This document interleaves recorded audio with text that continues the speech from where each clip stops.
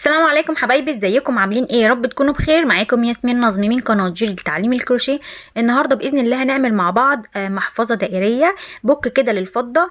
هستخدم فيه خيط اليزا ديفا ديفا بلس. ينفع تستخدمي اي نوع من الخيوط، ينفع تستخدمي كمان خيط سلسله ومكرميه مصري بس يكون رفيع مش تخين قوي.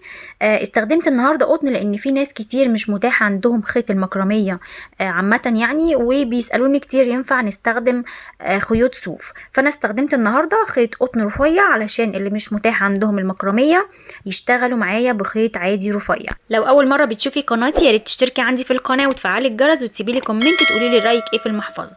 هنشتغل النهارده باذن الله بخيط اليزا ديفا بلس. ينفع تستخدمي زي ما قلت خيط اليزا ديفا بس على فتلتين وكوتون جولد، وينفع كمان خيوط المكرميه. هشتغل مع الخيط ده بابره 2.5 ملم، وينفع طبعا تستخدمي اي ابره مناسبه للخيط اللي انت هتستخدميه. هشتغل كمان باللون الابيض من نفس نوع الخيط، مش لازم يكون ابيض، ينفع تستخدمي لون فاتح ولون غامق. نبدأ حبايبي ونقول بسم الله. اول حاجة هعمل عقدة سحرية، اعمليها باي طريقة تناسبك، وهنبتدي نرتفع 3 سلاسل. 1 2 3. بعد كده هنبتدي نعمل جنبيهم 11 عمود بلفة. انا ال3 سلاسل دول هعتبرهم عمود بلفة، وهشتغل كمان جنبيهم 11 عمود بلفة. ادي اول عمود بلفة، تاني عمود،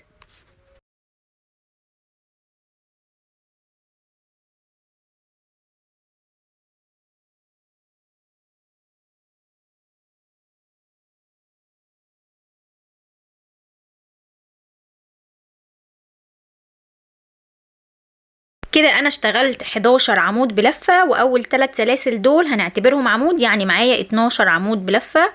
هنبدأ نشد الخيط ده عشان نقفل العقدة بتاعتنا.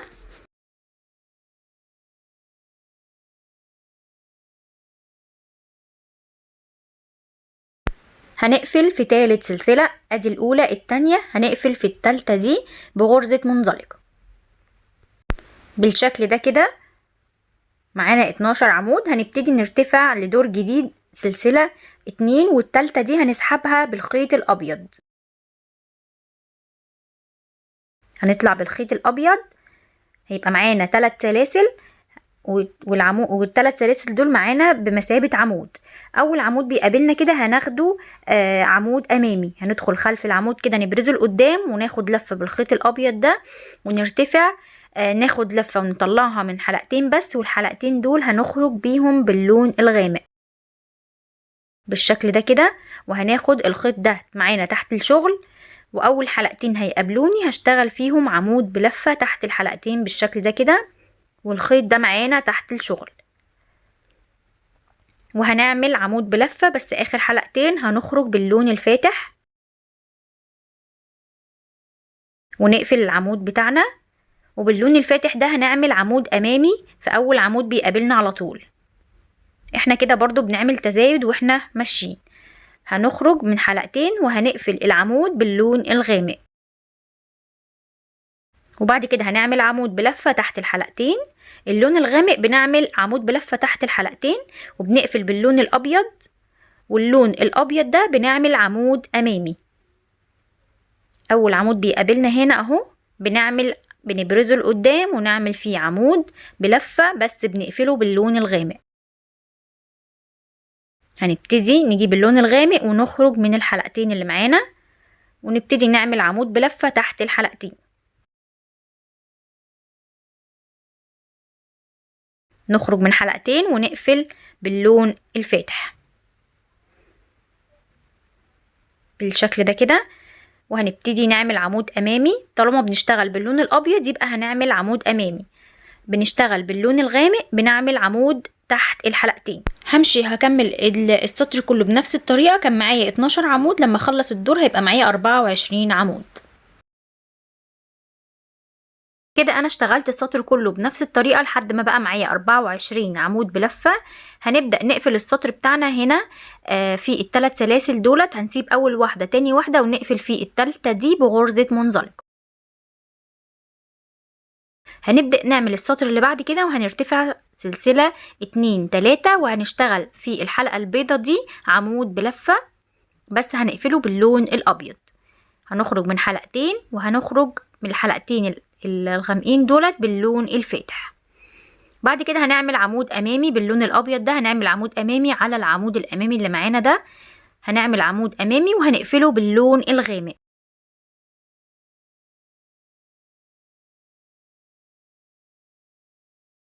بعد كده هنبتدي نعمل باللون الغامق ده عمود بلفة تحت الحلقتين الغامقين دول. ادي اول عمود، وتاني عمود هنعمله بس هنقفله باللون الفاتح.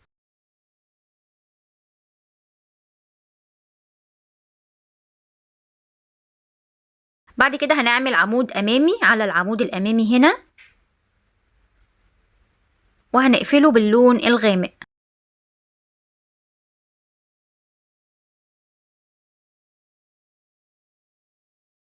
وبعد كده هنبتدي الدور اللي فات انا كنت بعمل عمود واحد بس، الدور ده انا بقيت اعمل 2 عمود ما بين كل عمود امامي.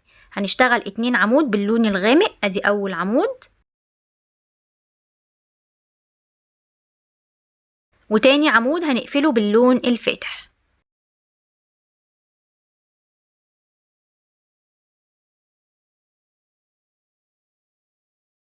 وبعد كده هنعمل عمود امامي باللون الابيض على العمود الامامي اللي هنا ونقفله باللون الغامق بالشكل ده. كده هكمل.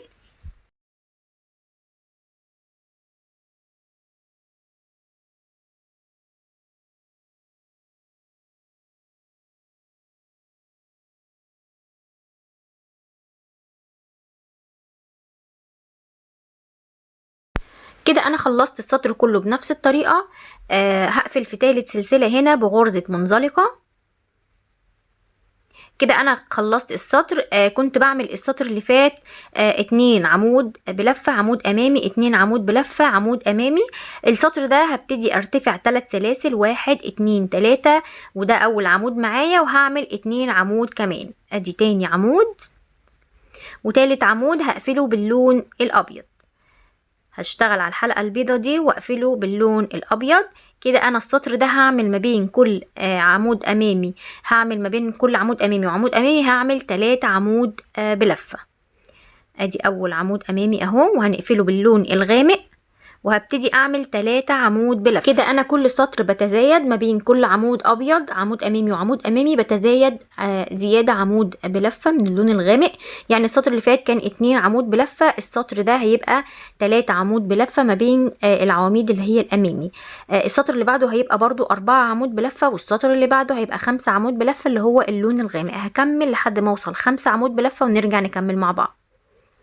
كده حبايبي انا خلاص كملت لحد ما اشتغلت ما بين العواميد البيضة دي 5 عمود بلفة. عايزاها اكبر من كده بتكبري كمان. السطر اللي بعده هيبقى 6 عمود بلفة. هبتدي كده السطر ده ارتفع سلسلة واشتغل تحت الحلقتين بغرزة الحشو، واللون الابيض ده هاخده معايا تحت الشغل وهشتغل تحت الحلقتين غرزة حشو. وتاني حلقة برضو تحت الحلقتين غرزة حشو. هكمل كده لحد اخر السطر بغرزة الحشو تحت الحلقتين.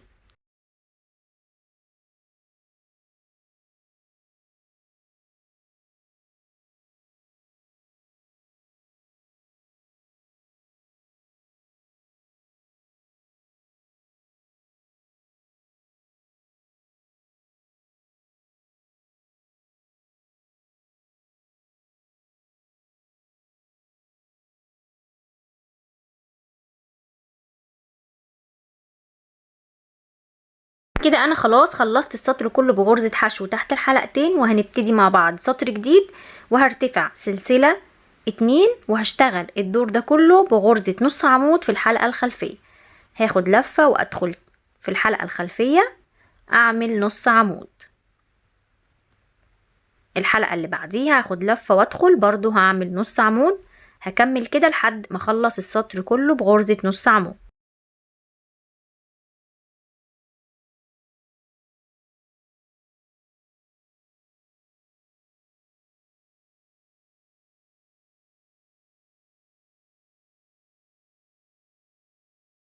خلصت السطر كله بغرزة نص عمود في الحلقة الخلفية. هبدأ بقى السطر الجديد من أول حلقة أنا اشتغلتها قفلت بيها غرزة منزلقة، هعد 30 غرزة.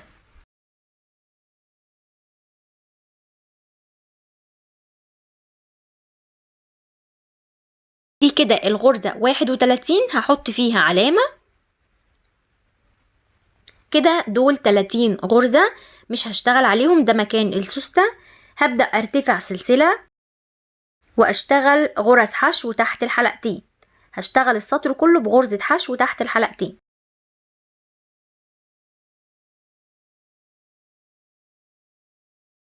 هشتغل لحد ما اوصل هنا.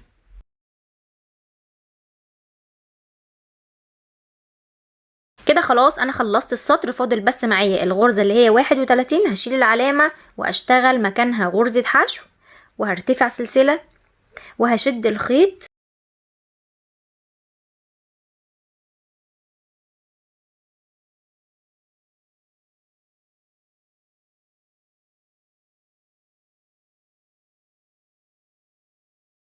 هشتغل قطعة كمان نفس القطعة اللي احنا اشتغلناها بنفس العدد، هشتغل منها قطعة كمان بالظبط. هتبقى واحدة في الامام وواحدة في الخلف. هجمعهم مع بعض، هخلي الاتنين هيبقى وشهم في بعض بالشكل ده كده، والظهر اللي من الداخل هيبقى في وشي انا، وهبتدي اجمعهم.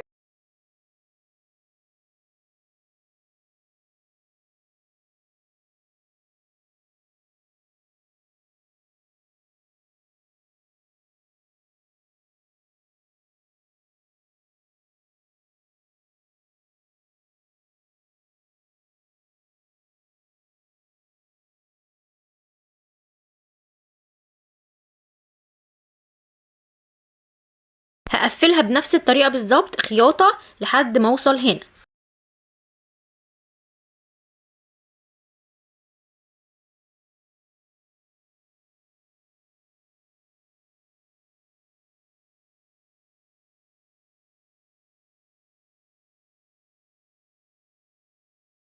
هركب لها السوستة.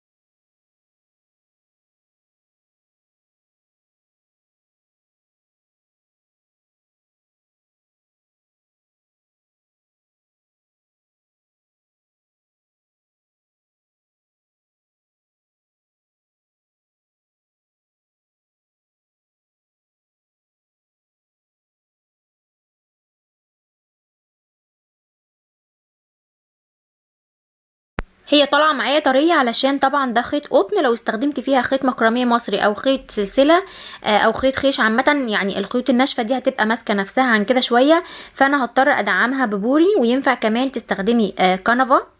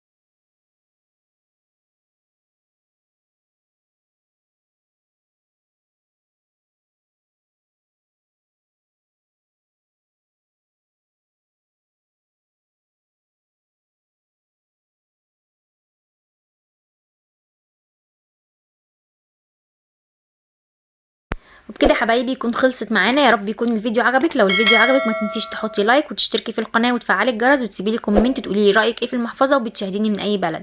وانتظروني ان شاء الله في فيديو جديد، والسلام عليكم ورحمه الله.